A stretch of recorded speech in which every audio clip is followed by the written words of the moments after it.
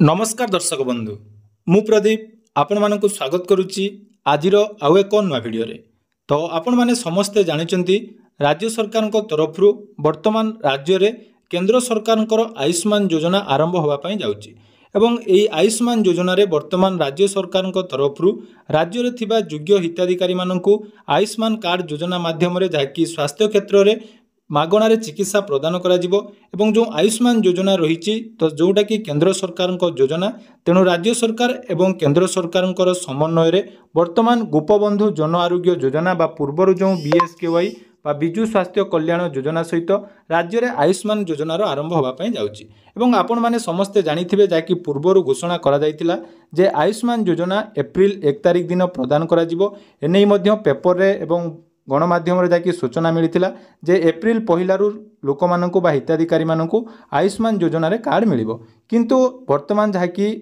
आयुष्मान योजना को नहीं आउ गोटे बहुत बड़ अपडेट आसिला एवं जो तारीख आपण मानकु कहा जायतिला पूर्वरु एप्रिल 1 रे मिलिबार थिला वर्तमान ताहा एप्रिल 1 रे न मिली आपण मानकु एप्रिल मास 11 तारिख रे मिलिया पई जाउची एवं यार डिटेल्स गाइडलाइन जाकि आसी जाइची केमिति आपण मानकर आवेदन हेबो एवं आपण मानकर जो डाउट टी रहउतिला जे आयुष्मान योजना आवेदन करिया पई हेले आपण मानकु कोन कोन करिया पई पड़िबो तो आजिर ए वीडियो रे से विषय रे संपूर्ण डिटेल्स जानि नबा जहा द्वारा कि आयुष्मान योजना रे को माने एवं किपरि लाभ पाई परिबे तार डिटेल्स जानि परिबे तेणु वीडियो आरंभ करने पूर्व जदि चैनल को प्रथम थर विजिट करछंती वीडियो को लाइक करेंगे चैनल को सब्सक्राइब करने सहित पाखरे थिबा बेल आइकन को क्लिक करी ऑल सेट करदेवे देखो पूर्वर आयुष्मान योजना को नहीं आपण मानकु जो सूचना दि जाइतिला जे केंद्र सरकार जो आयुष्मान योजना राज्य में आरंभ होबो एवं एप्रिल 1 तारिख रे जोटा आरंभ होबार थिला एवं कहा जाइतिला प्रत्येक ग्रामरू प्रथम पर्यायर 10 जन हिसाब से जाकि दिज्व एवं यही प्रथम पर्यायर जोड़ा एप्रिल 1 तारिख रे मिलबार थिला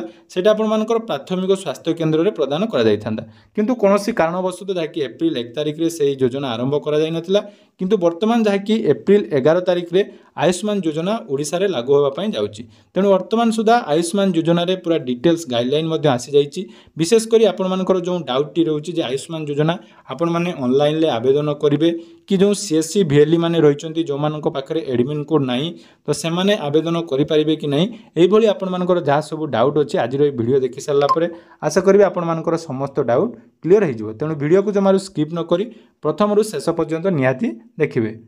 तो वर्तमान आपण माने देखि पारुथिबे जोटा कि ब्रेकिंग न्यूज आज जाकि आसी जाइछि जे कार्ड रो शुभारंभ अर्थात आयुष्मान कार्ड रो शुभारंभ आपण मानकर एप्रिल 11 रु आरंभ होबा पई जाउछि एवं एही शुभारंभ किए करिवे ना देखंतु जेपी नाडा जे कि रहिचंती बीजेपी रो अध्यक्ष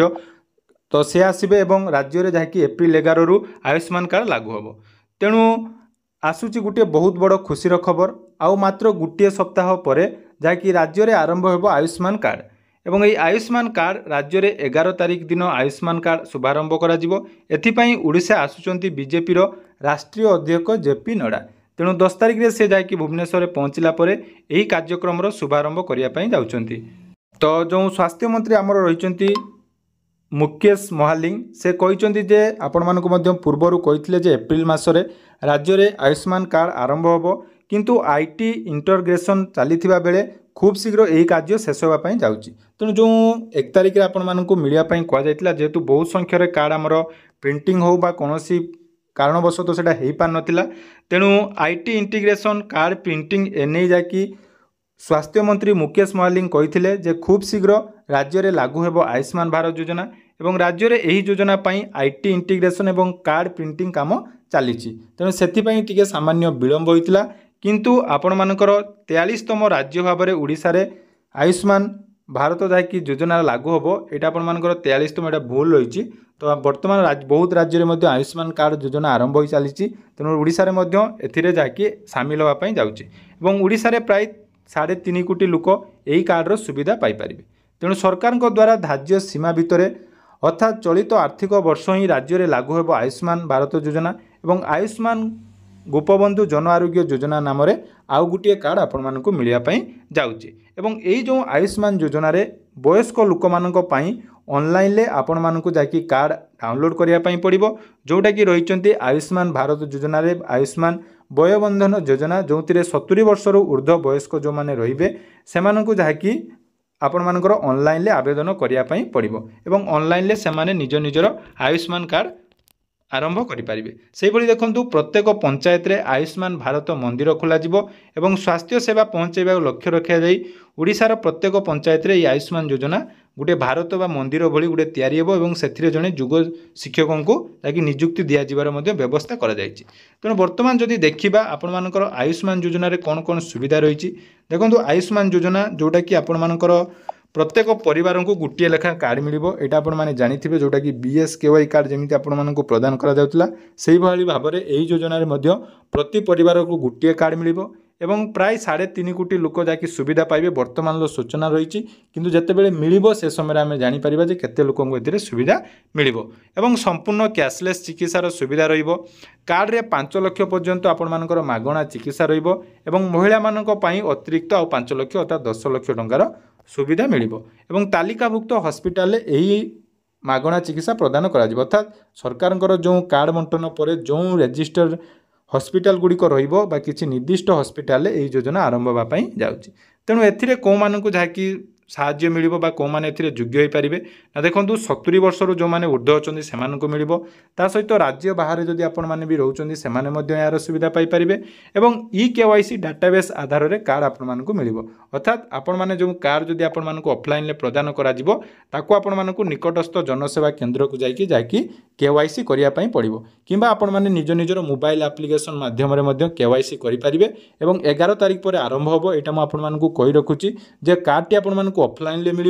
एवं ऑफलाइन ले मिलला परे आपण मानकु ताकु जाई KYC करिया पई पड़िबो एवं जो माने BSKY हिताधिकारी रहिचंती सेमानकु मध्य आयुष्मान योजना रे शामिल करा दिबो। एबे रहउची CSC VLE जो माने रहिचंती सेमानकर मध्य बहुत सारा कमेंट आस्तुला जे हमर CSC VLE अछि किंतु हमर एडमिन बा डीएम जी रहिचंती डिस्ट्रिक्ट मैनेजर से आपण मानकु एडमिन कोड दउनांती बा एडमिन कोड पई आपण मानकु जाकी पैसा र मध्य किछि जगह रे डिमांड करचंती। देखंतु मु कहि रखिबि से पई हमर सरकार को तरफ तो सेमिति किछि गाइडलाइन नाही जे या पई कोनोसी पैसा आपण माने लागिबो बोली किंतु जो माने असाधु व्यक्ति रहिचंती आपण मानकर जो डीएम माने भी आपण मानकु पैसा मागुचंती आपण माने या पई गुटे भी टंका दियंतु नाही। देखंतु एई जो काम आपण मानकर आरंभ होबो एथिरे मात्र किछि दिन पई आपण माने काम करि परिबे नुहे जे आयुष्मान कार्ड आपण मानकु पूरा डिटेल्स ऑनलाइन ले आवेदन होबो केवल 70 वर्षर जो माने उद्धर रहिचंती सेमानकर तो ऑनलाइन आवेदन होबो एवं ऑनलाइन आवेदन रो डिटेल प्रोसेस वीडियो जदि आपण माने देखिया पई चाहउचंती नियाती कमेंट करंतु मु त आपण मानक पई पूरा डिटेल्स वीडियो जाकि नै आसीबी केमिति आपण मानकर ऑनलाइन आवेदन होबो ता सहित आपण मानक मन रे जो डाउट रहउची जे मानकु BSKY कार्ड रो सुविधा मिलुतला से माने आयुष्मान कार्ड रे पुणी थे ऑनलाइन करेंगे कि नहीं। देखो ऑनलाइन कौन आवेदन आरंभ ही नहीं ऑफलाइन ले पूर्वर मिल बोली जहाँकि सूचना दि जाता पेपर मध्य आसीला जहाँकि PSC हो बा